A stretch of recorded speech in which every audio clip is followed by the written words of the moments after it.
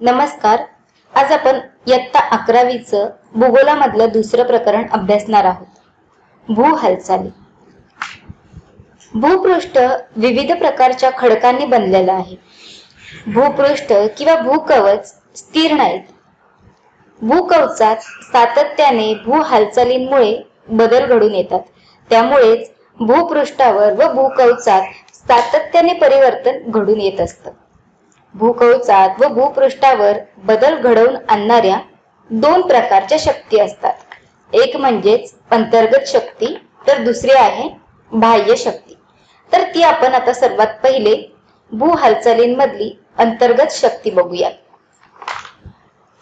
बघा, या भू हालचाली भूगर्भात खोलवर कार्यरत असतात. अंतर्गत भागातून अति उष्णता किंवा दाब यांच्यामुळे त्या कार्यरत होत असतात. त्याच्यामुळेच भूपृष्ठावर पर्वत, पठारे इत्यादींची निर्मिती होते. या भू हालचालींचेच त्यांच्या गतीच्या आधारे दोन प्रकार पडत असतात. तर पहिला प्रकार आहे मंद हालचाली तर दुसरा आहे शीघ्र हालचाली. सर्वात पहिले आपण मंद हालचाली म्हणजे काय तर ते बघूया. बघा, प्रावरणातील अति उष्णतेमुळे शिलावरणात मंद हालचाली घडून येतात. या मंद हालचालींमुळे तबकडीमध्ये स्थित्यंतर घडून येतं. भूकवचाचा काही भाग हा वर उचलला जातो किंवा खाली खचतो. याशिवायच यामुळे भूकवचाला वळ्या किंवा घड्या पडतात, भेगा निर्माण होतात. त्यानंतर पुढचा आहे शीघ्र हालचाली.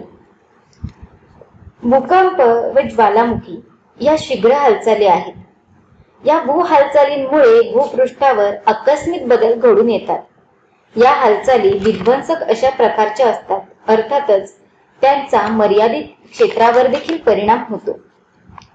त्यानंतर दुसरी शक्ती बघूयात आपण, बाह्य शक्ती.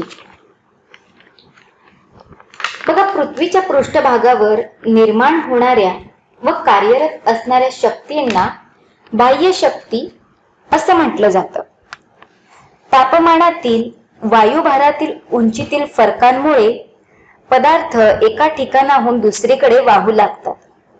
वाहतं पाणी, वारा, लाटा, हिम किंवा बर्फ अशा वाहणाऱ्या पदार्थांशी निगडीत असलेल्या गतिजन्य उष्णतेमुळे जमिनीचं अपक्षरण होतं व पृष्ठभागावर बदल घडवून येत असतात. अशा प्रकारची ही बाह्य शक्ती आहे. त्यानंतर पुढे आपण खडकाविषयी थोडक्यात माहिती घेऊया.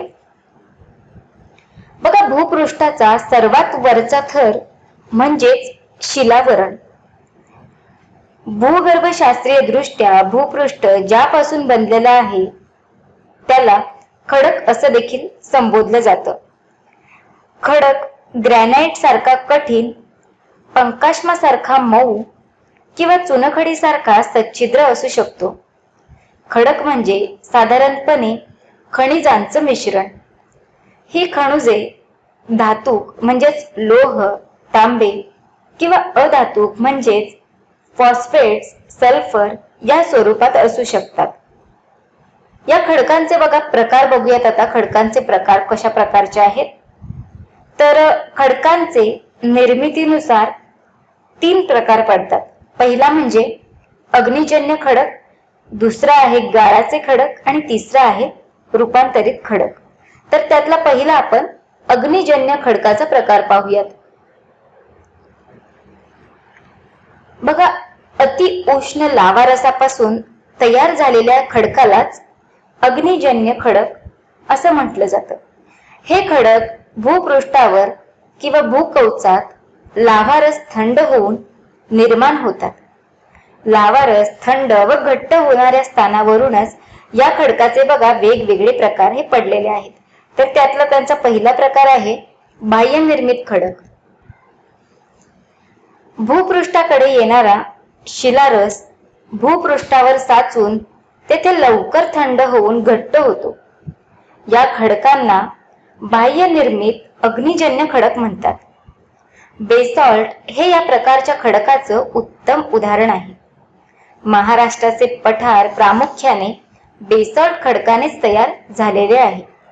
त्यानंतर दुसरा प्रकार आहे अंतर्निर्मित खडक. बघा, जेव्हा शिलारसामध्ये शिलारस हे भूकवचामध्ये थंड होतं तेव्हा त्याला अंतर्निर्मित खडक म्हटलं जातं. या अंतर्निर्मित खडकाचे खोलीनुसार प्रकार पडत जातात. तर त्याचे खोलीनुसार प्रकार बघूयात आपण. पहिला आहे पातालिक खडक. बघा, जेव्हा भूपृष्ठापासून बऱ्याच खोलीवर थंड होतो त्याला पातालिक खडक असं म्हणतात. जास्त खोलीवर असल्याने ते सावकाश थंड होतात आणि त्यामुळेच त्यांच्यात मोठ्या आकाराचे स्फटिक देखील तयार होतात. त्यानंतर पुढचा प्रकार आहे अंतर्वेशी खडक.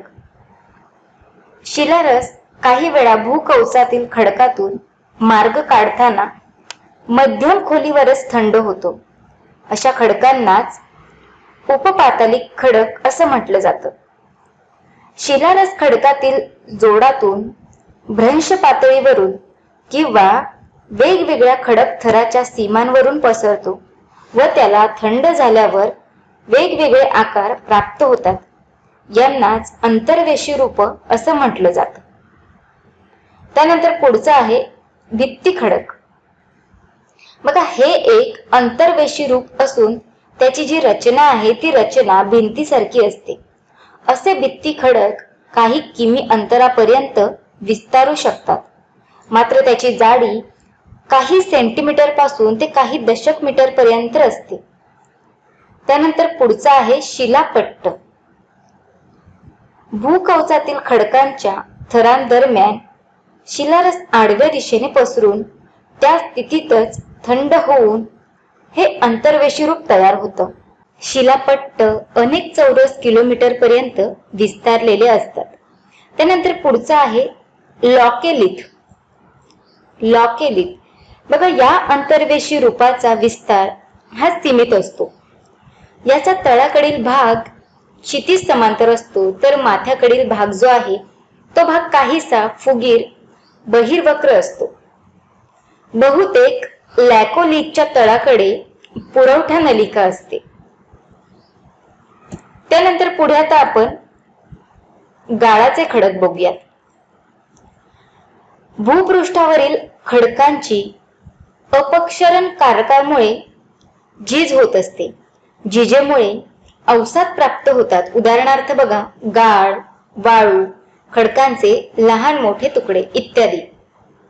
अवसाद कारकाकडून वाहून नेऊन सखल भागात त्यांचं संचयन होतं आणि हे संचयन स्तराच्या स्वरूपात असतं. कालांतराने या अवसादांवर दाब पडतो. अवसादी कणांना एकसंध करू शकणाऱ्या पदार्थांमुळे व दाब पडल्यामुळे अवसाद कठीण व एकसंध बनतो. अवसादातून हे खडक तयार होत असल्याने त्यांना अवसादी खडक असं देखील म्हटलं जातं. यात अनेक जीवाश्म आढळतात. भूपृष्ठाचा सर्वाधिक भाग हा खडकांनी व्यापल्याचं दिसतं, मात्र त्याची खोली विशेष अशी नसते. स्तरित खडकांची निर्मिती व संघटन यानुसार त्यांचे बघा वेगवेगळे प्रकार पडत असतात. तर त्यातला पहिला प्रकार बघूया, यांत्रिक पद्धतीने तयार होणारे स्तरित खडक. या खडकांचा अपक्षय होतो व अपक्षत पदार्थ वाहून नेऊन खोलगट भागामध्ये त्यांचं संचयन होतं. अशा खडकांना यांत्रिक पद्धतीने तयार होणारे खडक म्हणतात. यांत्रिक पद्धतीने तयार होणाऱ्या अवसादी खडकांचे कणांच्या आकारमानानुसार वर्गीकरण खंडाश्मी, वालुकामय व मृण्मय खडक असं केले जाते. खंडाश्मी खडकातील कण गोट्यांसारख्या मोठ्या आकाराचे असतात. पिंडाश्म हे या प्रकारचे उदाहरण आहे. वालुकामय खडकात वाळूंचा कणांचे प्रमाण जास्त असते. उदाहरणार्थ वालुकाश्म खडक, मृण्मय खडक अतिसूक्ष्म मृदा कणांचे बनलेले असतात.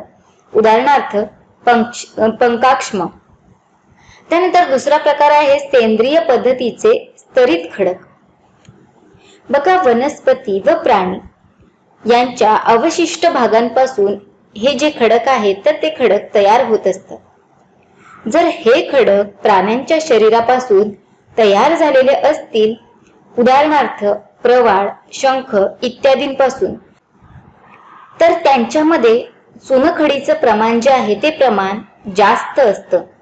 अशा खडकांमध्ये चुनखडीचे खडक, चुना इत्यादींचा समावेश होतो। अशा खडकांनाच चुनामय खडक असं म्हटलं जातं। जर त्यांची निर्मिती गाडल्या गेलेल्या वनस्पतींपासून झालेली असेल तर त्यांच्यामध्ये कार्बनचे प्रमाण जास्त असते। अशा खडकांनाच कर्बमय खडक असं म्हटलं जातं। कोळसा, खनिज तेल व नैसर्गिक वायू इत्यादी भूगर्भातील या खडक प्रकारामध्ये तयार होतात। त्यानंतर पुढचं आहे रासायनिक प्रक्रियेने तयार होणारे स्तरित खडक। बघा, पाण्यामध्ये काही प्रमाणामध्ये विविध रसायने असतात। खडकात विरघळणारी रसायने यामध्ये समाविष्ट असतात। तर अशी पाण्यात विरघळलेली रसायने स्थिर पाण्याच्या तळाशी साचून त्यांच्यापासून अशा खडकांची निर्मिती होते। उदाहरणार्थ त्यामध्ये येतील जिप्सम, स्टॅलेग्माइट, चुनखडक। त्यानंतर खडकांचा तिसरा प्रकार आहे रूपांतरित खडक। बघा, अति उष्णता व दाब यांच्या सानिध्यात आल्याने ज्या खडकांचे मूळचे जे स्वरूप आहे ते स्वरूप बदलतं, अशा खडकांनाच रूपांतरित खडक असं म्हटलं जातं। या रूपांतरामुळे मूळ खडकामध्ये पूर्ण बदल होतो, त्यांच्यात अधिक कठीणपणा येतो व ते कमी प्रमाणामध्ये झिजतात। उदाहरणार्थ वाळूच्या स्तरित खडकांचे या रूपांतर क्रियाने गारगोटीत रूपांतर होते। गारगोटी वाळूच्या खडकापेक्षा अधिक कठीण आहे। अशाच रीतीने चुनखडीचे रूपांतर संगमरवरामध्ये होते आणि या प्रक्रियेत मूळ खडकांचे भौतिक व रासायनिक गुणधर्म बदलतात। या खडकाचे दोन प्रकारे रूपांतर होत असल्याने त्यांचे दोन प्रकार पडतात। पहिला प्रकार म्हणजे स्पर्शजन्य रूपांतरित खडक आणि दुसरा आहे प्रादेशिक रूपांतरित खडक। तर त्यातला पहिला बघूया, स्पर्शजन्य रूपांतरित खडक। अतिउष्णतेच्या सानिध्यात आल्याने हे जे खडक आहे तर हे स्पर्शजन्य रूपांतरित खडक तयार होतात। तप्त लावा रसाच्या संपर्कात येणारे प्राचीन खडक एकतर वितळतात किंवा ते अतिशय तापतात। त्यांच्यामुळे त्यांच्या भौतिक व रासायनिक स्वरूपामध्ये बदल होऊन हे खडक बनत असतात। त्यानंतर दुसरा प्रकार आहे प्रादेशिक रूपांतरित खडक। बघा, हे खडक भू हालचालींमुळे भूकवचात गाडल्या गेलेल्या मूळ खडकावर अतिदाब व अंतर्गत उष्णता यांच्यामुळे विस्तृत प्रदेशातील खडकात घडून येणाऱ्या रूपांतराने या प्रकारचे जे खडक आहेत तर या प्रकारचे खडक तयार होत असतात। स्पर्शजन्य रूपांतरित खडकापेक्षा या खडकाचा भूपृष्ठावर विस्तार हा अधिक असल्यामुळे त्यांना प्रादेशिक रूपांतरित खडक म्हटलं जातं। अशा खडकात सोने, चांदी, हिरे यांच्यासारखी मौल्यवान खनिजे देखील सापडतात।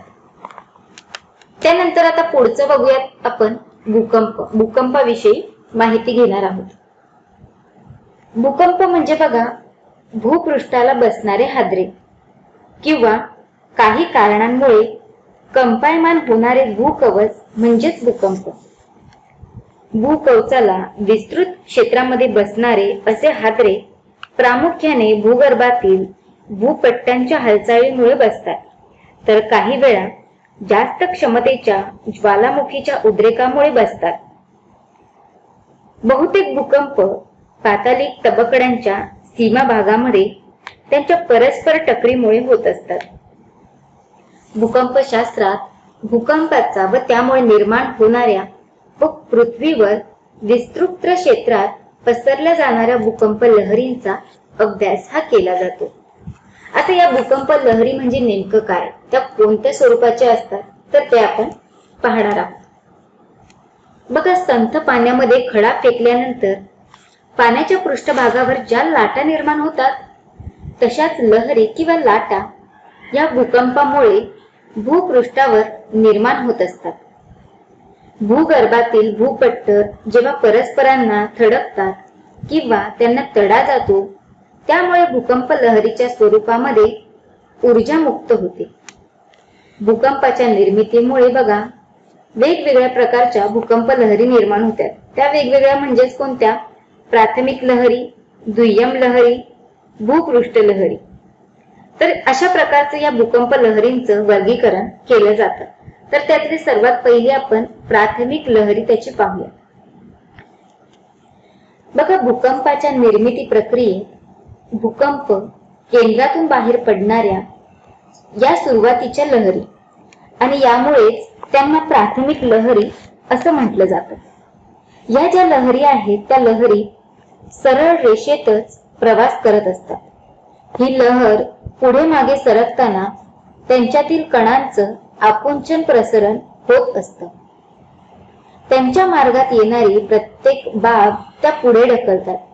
त्यांचा जो वेग, तो वेग सर्व भूकंप लहरींमध्ये सर्वात जास्त असून जास्त घनतेच्या माध्यमातून जाताना त्यांचा वेग वाढतो. त्यांच्या जास्त वेगामुळे त्या पृथ्वीच्या पृष्ठभागावर सर्वात अगोदर थडकतात. भूकंप मापन यंत्रावर या लहरींची नोंद ही सर्वात प्रथम होत असते. त्यानंतर पुढची आहे दुय्यम लहरी. बघा, या लहरी वर खाली या दिशेने कार्यरत असतात. प्राथमिक लहरींनंतर यांची निर्मिती भूकंप केंद्रात होते. त्या पुढे सरकण्याच्या दिशेला काटकोन करून प्रवास करतात. या लहरींचं वैशिष्ट्य म्हणजे त्या द्रवरूप माध्यमातून प्रवास करू शकत नाही. त्यामुळे या भूगर्भातील द्रवरूप भागात शोषल्या जातात आणि यावरूनच पृथ्वीच्या अंतरंगाची कल्पना येते. त्यांचा वेग प्राथमिक लहरींपेक्षा कमी असतो. त्यामुळे भूकंप मापक यंत्रावर त्यांची नोंद प्राथमिक लहरींनंतर होत असते. त्यानंतर पुढचं आहे भूपृष्ठ लहरी. बघा, या सर्वात मंद गतीच्या भूकंप लहरी असून त्या भूपृष्ठाला समांतर भूपृष्ठाखालून प्रवास करतात. या लहरींमध्ये कण जे असतात ते वर खाली या दिशेने प्रवासाच्या दिशेने हलतात. जरी त्यांचा वेग सर्वात कमी जरी असला तरी बघा, भूपृष्ठावर भूकंप केंद्राच्या भागामध्ये सर्वाधिक विध्वंस त्या करत असतात आणि त्यांच्यामुळे खडकात स्थित्यंतर घडून येताना मोठा आवाज येतो. त्यांच्यामुळे बांधकामे उद्ध्वस्त होतात. भूकंपाच्या प्रमुख धक्क्यानंतर येणाऱ्या लहरींमुळे मालमत्तेचं विशेष असं नुकसान देखील होतं. जीवितहानी होते. यानंतरच्या धक्क्यांची तीव्रता तुलनेने कमी असली तरी या लहरी भूपृष्ठाजवळून प्रवास करत असल्याने त्यांची विध्वंसक क्षमता जास्त असते. मुख्य भूकंप धक्क्यानंतर पुढे दीर्घकाळ ही प्रक्रिया जी आहे ती प्रक्रिया चालूच राहते.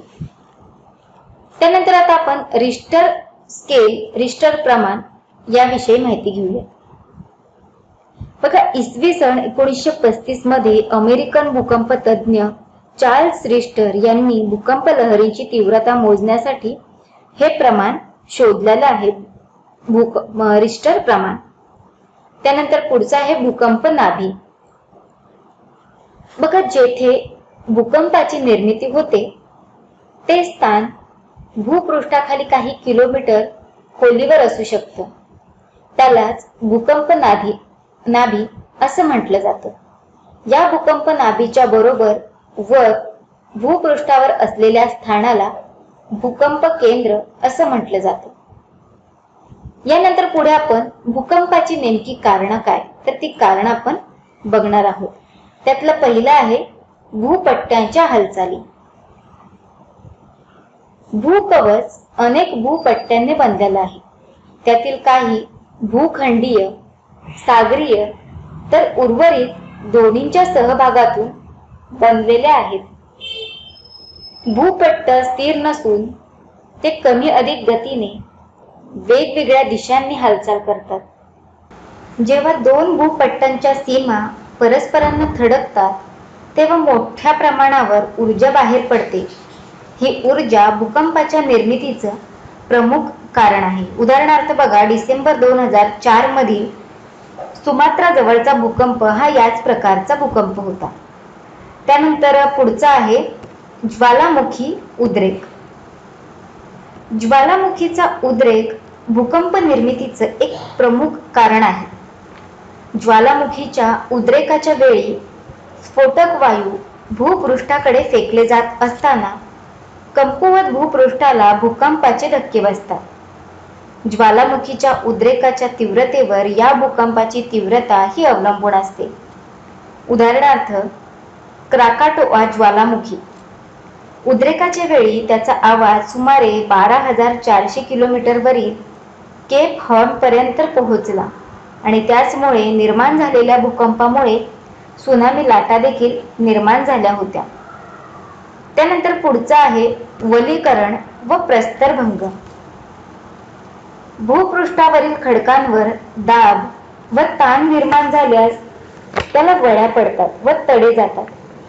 विशेषतः तडा गेलेल्या भागाच्या दोन्ही बाजूला खडकांची वर किंवा खाली अशी हालचाल होते व ते पुन्हा पूर्वस्थितीत येण्याचा प्रयत्न करतात.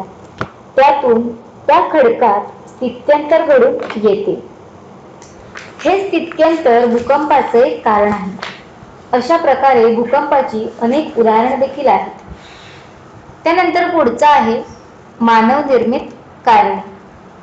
बघा, यामध्ये प्रामुख्याने मानवनिर्मित कारणांचा समावेश होतो. यात अणुस्फोट, खोल खाणी, खनिजांचं उत्खनन, धरणे बांधणे, जलाशय निर्माण करणे इत्यादी कारणांचा समावेश होतो. अर्थात यामुळे निर्माण होणारे भूकंप कमी क्षमतेचे असतात. आता पुढे भूकंपाचे आपण परिणाम बघूयात. भूकंपाचे परिणाम त्यांच्या तीव्रतेवर अवलंबून असतात. त्यातला पहिला आहे जीवित व वित्तहानी. जास्त तीव्रतेच्या भूकंपामुळे मोठ्या प्रमाणात इमारतींची पडझड होत असते. त्यामुळे मोठ्या प्रमाणात जीवित व वित्तहानी देखील होते. उदाहरणार्थ 15 मार्च 2011 रोजी जपानमध्ये झालेल्या भूकंपाची जी तीव्रता आहे ती तीव्रता 9 रिश्टर इतकी होती. त्यामुळे मोठ्या प्रमाणावर निर्माण झालेल्या त्सुनामी लाटांमुळे सुमारे 10,000 लोक प्राणास मुकले व कोट्यावधी डॉलर्स मालमत्तेचं नुकसान देखील झालं. 30 सप्टेंबर 1993 रोजी लातूरच्या भूकंपात सुमारे 20,000 लोक प्राणास मुकले होते आणि सुमारे 30,000 लोक हे जखमी झाले होते. त्याचप्रमाणे 26 जानेवारी 2001 रोजी गुजरातमधील भुज येथे झालेल्या भूकंपाची जी तीव्रता आहे ती तीव्रता 7.6 रिश्टर होती. तेव्हा सुमारे 19,727 लोक प्राणास मुकले व सुमारे 1,06,000 लोक जखमी झाले. याखेरीज भूकंपामुळे वाहतूक मार्गांचे, रस्त्यांवरील पुलांचे देखील मोठे नुकसान होते. त्यानंतर पुढचा परिणाम आहे आग. भूकंपामुळे वीज वाहक तारा आणि वायुवाहक नळ उद्ध्वस्त होऊन त्या भागात काही वेळा आग देखील लागण्याची शक्यता असते. त्यानंतर पुढे भूस्वरूपावर त्याचा झालेला परिणाम बघूयात. पर्वतीय प्रदेशात भूकंपामुळे भूमिपात होऊन मानवी वस्त्या नष्ट होतात. भूकंपामुळे धरणाला भेगा पडतात. भूमिपात होऊन नद्यांच्या पात्रात बदल निर्माण होतात आणि त्यामुळेच परिसरात पुराची शक्यता असते. त्यानंतर भूजलावरचा त्याचा परिणाम बघूया. जेथे मोठ्या प्रमाणावर भूजल असते तेथून बघा कारंजांप्रमाणे पाणी बाहेर येतं. काही झरे व विहिरी कोरड्या पडतात तर काही पाण्याने भरतात. त्यानंतर पुढचा आहे सागरातील परिणाम. भूकंप लहरींमुळे सागर तळ वर किंवा खाली सरकला जातो. त्यामुळे पाण्याचे विस्थापन होऊन निर्माण होणाऱ्या उंच लाटांना त्सुनामी असं म्हटलं जातं. त्यांची उंची बघा 30 मीटर पर्यंत असू शकते. या लाटांमुळे मोठ्या प्रमाणात विध्वंस होतो. 26 डिसेंबर 2004 रोजी निर्माण झालेल्या सुनामीमुळे भारत, श्रीलंका व थायलंड सह एकूण 14 देशातील सुमारे 2,30,000 लोक हे प्राणास मुकले होते. पृथ्वीच्या अंतर्गत भागातील विविध थरांचा शोध भूवैज्ञानिकांना भूकंप लहरीच्या अभ्यासामुळेच लागलेला आहे.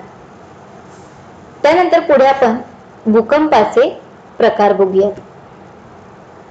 बघा त्याचे भूकंपाच्या निर्मितीच्या कारणावरून ज्वालामुखीय भूकंप, पातालिक भूकंप, तडे जाऊन होणारे भूकंप, मानवनिर्मित भूकंप व असे त्याचे भूकंप निर्मितीच्या कारणावरून त्याचे प्रकार पडतात. तर भूकंपाच्या नाभीच्या खोलीवरून भूकंपाचे 3 प्रकार पडतात. पहिला म्हणजेच कमी खोलीचा भूकंप, कमी खोलीवरील भूकंप, दुसरा म्हणजेच मध्यम खोलीवरील भूकंप आणि तिसरा आहे अति खोलीवरील भूकंप. त्यातला पहिला बघूयात, कमी खोलीवरील भूकंप. या भूकंपाचं केंद्र जे आहे ते केंद्र साधारणतः 10 किलोमीटर पेक्षा जास्त खोलीवर नसतं. तरी देखील 70 किलोमीटर खोलीपर्यंतच्या भूकंपाचा यामध्ये समावेश होतो. त्यानंतर पुढचा आहे मध्यम खोलीवरील भूकंप. या भूकंपाच्या केंद्राची खोली ही सुमारे बघा 70 ते 300 किलोमीटर इतकी असते. त्यानंतरची आहे अति खोलीवरील भूकंप. या भूकंपाची खोली ही सुमारे 300 ते 700 किलोमीटर पेक्षा जास्त असते. भूपट्ट खाली सरकण्याने हे भूकंप घडून येत असतात. त्यानंतर पुढचं आहे भूकंपाचे जागतिक वितरण. बघा, भूकंप जगाच्या सर्व भागात होत असले तरी त्यांच्या विवरणाचे निश्चित असे प्रारूप आहे. त्यानुसार 4 पट्ट्यात ते प्रामुख्याने विखुरले गेलेले आहे. तर त्यातला पहिला पट्टा आहे बघा, पॅसिफिक सभोवतालचा पट्टा. या पट्ट्यामध्ये विस्तृत प्रमाणात व मोठ्या तीव्रतेचे भूकंप हे होत असतात. कारण या विभागात विविध भूपट्टांचे सीमाभाग एकत्र येतात. हा पट्टा उत्तरेकडे अलास्कापासून सुरू होतो, तो जपानमधील क्युराईल, मरियाना गर्ता, फिलिपाईन्सपर्यंत जातो. पुढे त्याच्या 2 शाखा देखील होतात. त्यातली एक इंडोनेशियाकडे व दुसरी न्यूझीलंडकडे जाते. या पट्ट्यात पॅसिफिकच्या पूर्व किनाऱ्यावर उत्तर अमेरिकेचा पश्चिम किनारा, मध्य अमेरिका, दक्षिण अमेरिकेच्या पश्चिम किनाऱ्यावरून पेरू, चिलीपर्यंत जातो. या पट्ट्यात जगातील एकूण भूकंपाच्या सुमारे 65% भूकंप नोंदविले जातात. त्यानंतर दुसरा पट्टा आहे मध्य अटलांटिक पट्टा. बघा, मध्य अटलांटिक पट्ट्यात मध्य अटलांटिक रिज व त्यालगतच्या अनेक बेटांचा यामध्ये समावेश होतो. या पट्ट्यातील बहुतेक भूकंप सागर तळाच्या विस्तारितामुळे होत असतात आणि त्याची तीव्रता जी आहे ती तीव्रता मध्यम अशी असते. त्यानंतर पुढचा पट्टा आहे मध्य भूखंडीय पट्टा. बघा, या पट्ट्यात युरोपमधील अल्पाईन, आशिया मायनर, कॉकेशस, भूमध्य समुद्र, पूर्व आफ्रिका, उत्तर आफ्रिका, हिमालय, तिबेट पठार, तिएन शान, चीनमधील अल्ताई पर्वत, पूर्व सायबेरिया, म्यानमार यांचा समावेश होतो. या पट्ट्यात जागतिक भूकंपाच्या 21% भूकंपाची नोंद होते, परंतु त्यांची तीव्रता कमी असते. त्यानंतर पुढचा आहे चौथा, भूपट्ट्यांच्या अंतर्गत भागातील भूकंप. जगातील बहुतेक भूकंप भूपट्ट्यांच्या सीमा भागामध्ये होतात, परंतु काही भागात भूपट्ट्यांच्या अंतर्भागात नोंदविले जातात. असे भूकंप पूर्व आफ्रिका, पश्चिम संयुक्त संस्थाने, भारताचे दख्खन पठार या ठिकाणी नोंदविले आहेत. इसवी सन 1993 मधील लातूरचा भूकंप हा याच प्रकारचा होता. या प्रकारचे भूकंप क्वचितच होताना आढळतात. त्यानंतर पुढे ज्वालामुखी विषयी माहिती घेऊयात आता. बघा, भूकवचाला पडलेल्या भेगेतून भूपृष्ठावर येणाऱ्या लावारसाच्या प्रक्रियेला ज्वालामुखी असं म्हटलं जातं. ज्या अरुंद भेगेतून हा लावारस भूपृष्ठावर येतो त्याला ज्वालामुखीचे मुख असं म्हटलं जातं. ज्वालामुखीचे भूपृष्ठावरील मुख हे खोलगट असतं. भूपृष्ठाला पडलेल्या लांब भेगेमधून ज्वालामुखीचा उद्रेक झाला असेल तर त्याला भ्रंशमूलक ज्वालामुखी असं म्हणतात. ज्वालामुखीतून विविध प्रकारचे पदार्थ देखील बाहेर फेकले जातात. त्यात कठीण खडक, शिलारस, राख, खडकांचे लहान तुकडे, वायू इत्यादींचा समावेश होतो. या सर्वांना लाव्हा असं म्हटलं जातं. त्यानंतर आता या ज्वालामुखीची नेमकी कारणं कोणकोणती आहेत तर ती कारणं बघूया. बघा, ज्वालामुखी म्हणजे पृथ्वीच्या अंतरंगातून तप्त शिलारस, राख आणि वेगवेगळे वायू इत्यादी पृथ्वीच्या कवचातून पृष्ठभागावर येण्याचा मार्ग. हे उद्रेक मूलतः भूपट्ट विवर्तनिकी व ऊर्ध्वगामी प्रावरणीय चक्रीय शिलारस स्तंभ अशा 2 प्रक्रियातून होतात. त्यात आहे भूपट्ट विवर्तनिकी. बघा, विवर्तनिकी कार्याच्या संदर्भाने 2 स्पष्ट कारणे सांगता येतील व ती भूपट्टांच्या सीमा प्रकरणाशीच निगडित आहेत.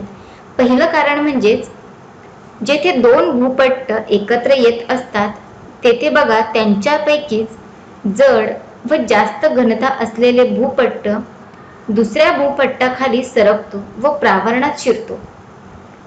सरकणारा भूपट्ट अशा तऱ्हेने अंधस्तरीय विभागामध्ये विलीन होतो तेव्हा भूपट्ट वितळतो आणि त्याचे शिलारसात रूपांतर होते. अशा रीतीने तयार झालेला शिलारस पुन्हा कवचाकडे व पृष्ठभागाकडे येण्याचा प्रयत्न करत राहतो.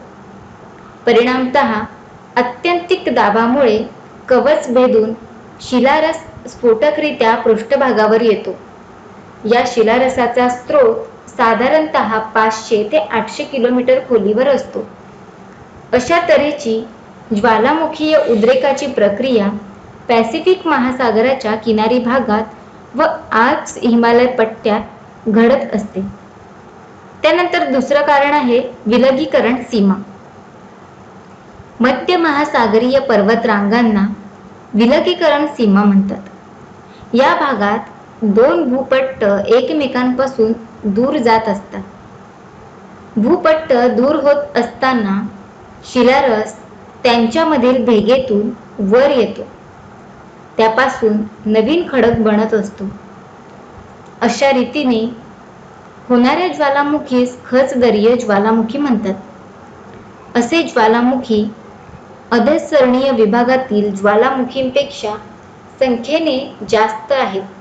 मात्र हे सागरी भागात होत असल्याने ते आपल्या लक्षात येत नाहीत. अधःसरणीय विभागातील ज्वालामुखीप्रमाणे हे ज्वालामुखी स्फोटक नसतात. आइसलँड व आफ्रिकेतील खचदरी क्षेत्रातील ज्वालामुखी ही जमिनीवरील खचदरीय ज्वालामुखींची उदाहरणच आहेत. त्यानंतर पुढचं आहे तप्त स्थळ ज्वालामुखी. बघा, हे ज्वालामुखी भूपट्ट विवर्तनिकी प्रक्रियेशी संबंधित नसतात. त्यांचे स्थान देखील भूपट्ट सीमांपासून दूरवर असतं.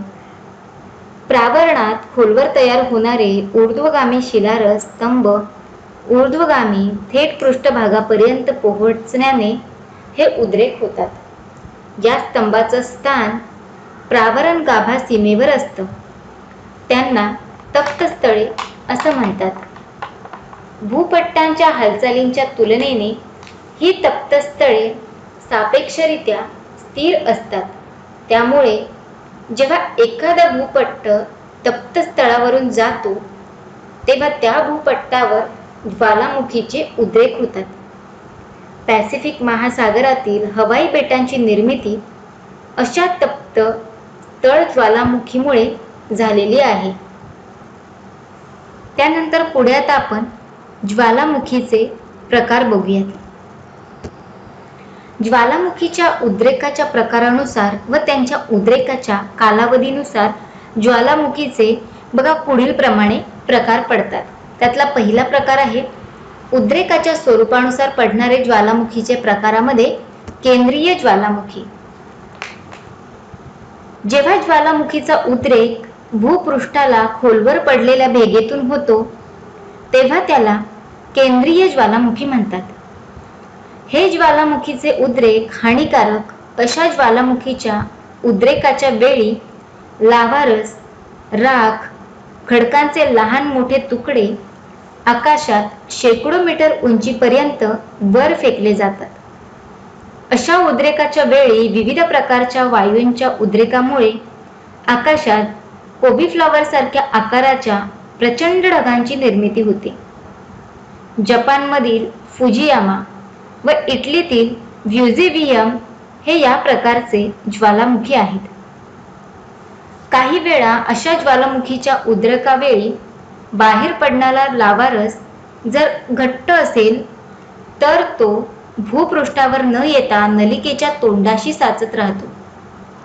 अशा वेळी हा लावा जोराने वरती ढकलला गेल्याने त्या ज्वालामुखीचे मुख व त्या पदार्थाच्या संचयनामुळे निर्माण झालेला शंकू यांचं विखंडन होऊन फार मोठा भाग खडकाच्या तुकड्यांच्या स्वरूपात आकाशात फेकला जाऊन शंकू व ज्वालामुखीचे मुख विखंडित होतात.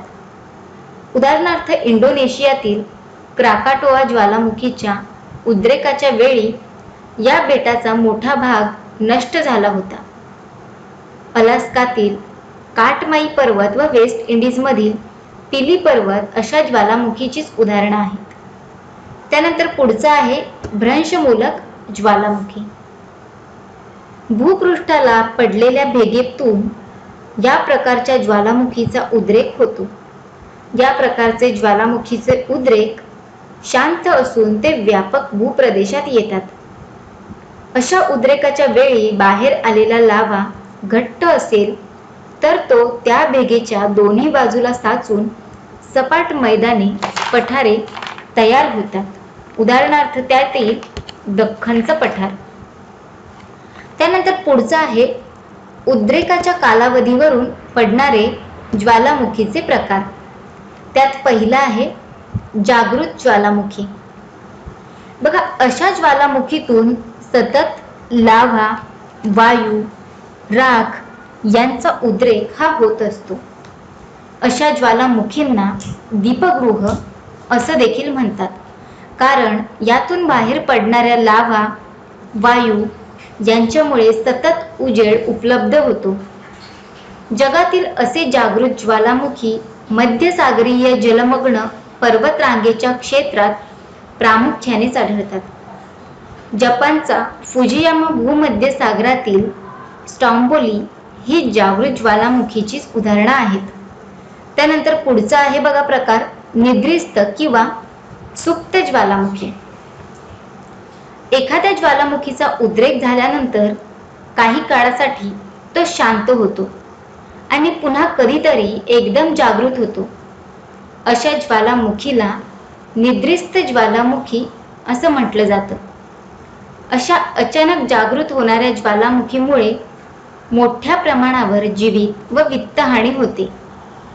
इटलीतील व्हेझुव्हियन, अलास्कातील काटमाई ही या प्रकारच्या ज्वालामुखीचीच उदाहरणं आहेत. त्यानंतर पुढचा प्रकार आहे मृत ज्वालामुखी. ज्या ज्वालामुखींचा दीर्घकाळ उद्रेक झालेला नाही अशा ज्वालामुखींना मृत ज्वालामुखी असं म्हटलं जातं. जागृत न होण्याचा कालावधी निश्चित नसला तरी बघा किमान काही हजार वर्ष तरी अशा ज्वालामुखीचा उद्रेक झालेला नसतो. भविष्यात त्या ज्वालामुखीचा उद्रेक होण्याची लक्षणं न दिसणे हे देखील या ठिकाणी अपेक्षित आहे. अशा ज्वालामुखीच्या मुखात पाणी साचून तेथे सरोवरं तयार झालेली आहेत. उदाहरणार्थ माउंट किलिमांजारो हा आफ्रिकेच्या टांझानियातील ज्वालामुखी. काही मृत ज्वालामुखींच्या मुखात जंगले वाढलेली आहेत. त्यानंतर पुढे आपण ज्वालामुखीच्या मुखातून बाहेर पडणारे पदार्थ बघूयात. बघा, ज्वालामुखीच्या उद्रेकाच्या वेळी घनरूप, द्रवरूप व वायुरूप अशा प्रकारचे पदार्थ बाहेर पडत असतात. तर त्यातले पहिले आपण घनरूप पदार्थ बघूयात. ज्वालामुखीच्या उद्रेकाच्या वेळी विविध प्रकारचे घनरूप पदार्थ बाहेर पडतात. त्यांना बघा पायरोक्लास्ट म्हटलं जातं. त्यात राख, ज्वालामुखीय धूळ, खडकांचे लहान तुकडे, मोठे तुकडे यांचा समावेश या घनरूप पदार्थामध्ये होत असतो. त्यानंतर पुढचे आहेत द्रवरूप पदार्थ.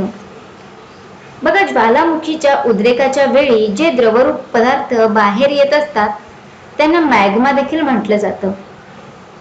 बाहेर आलेल्या द्रवरूप पदार्थाला लाव्हा देखील म्हणतात. लाव्हा व मॅग्माचं वर्गीकरण यांच्यातील वाळू किंवा सिलिका या घटकांच्या प्रमाणावरून केलं जातं. ऍसिड लाव्हामध्ये सिलिकाचं प्रमाण जास्त असल्याने तो घट्ट असतो व त्याचं ज्वालामुखीच्या मुखाभोवताली संचयन होतं. त्यामुळे टेकड्यांची निर्मिती देखील होते. आणि दुसरं म्हणजेच बेसिक लाव्हामध्ये सिलिकाचं प्रमाण कमी असून तो जास्त प्रवाही असतो. त्यामुळे भूपृष्ठावर तो दूरपर्यंत पसरत जातो व पठारांची निर्मिती होते.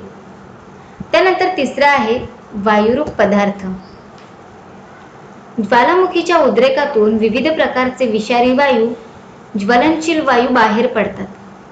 त्यात nitrogen, carbon dioxide, hydrogen, sulphur dioxide प्रमुख असतात. आणि याशिवायच अशा वायुरूप पदार्थामध्ये 60 ते 90% वाफेचं प्रमाण असतं.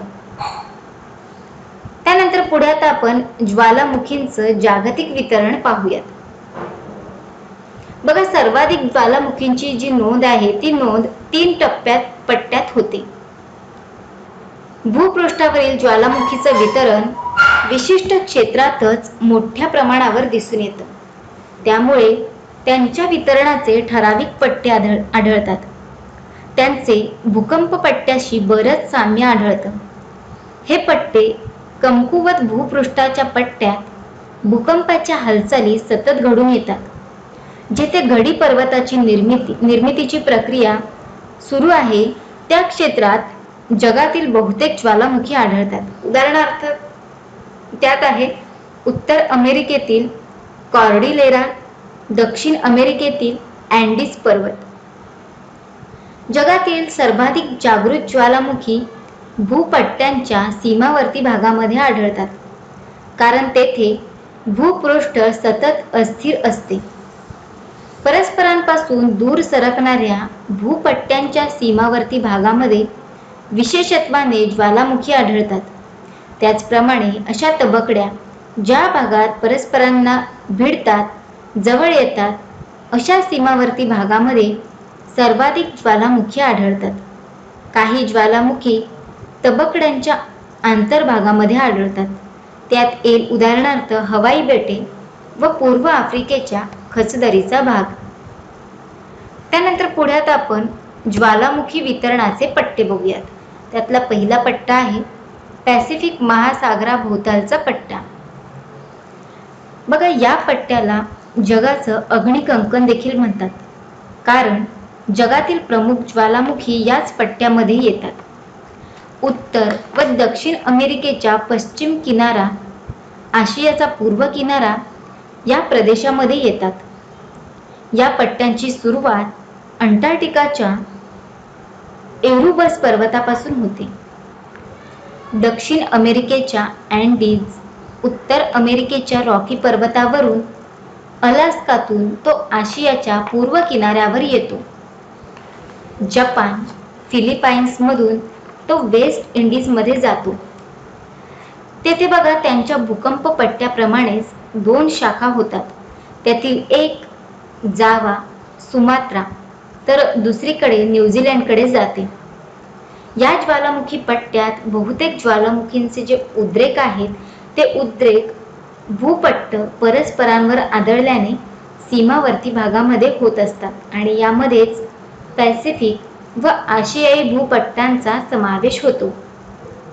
या पट्ट्यात जपानचा फुजियामा, उत्तर अमेरिकेतील शास्ता, हुड रेनियर, अलास्कातील व्हॅली ऑफ स्मोक, फिलिपाईन्समधील मेथॉन, हवाई बेटांवरील किलावका इत्यादींचा समावेश होतो.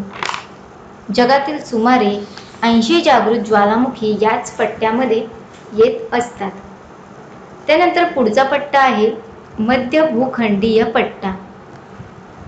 बघा, मध्य भूखंडीय पट्ट्याला अल्पाईन हिमालय पट्टा असं देखील म्हटलं जातं. या पट्ट्याचा जो विस्तार आहे तो विस्तार कॅनरी बेटापासून सुरू होतो.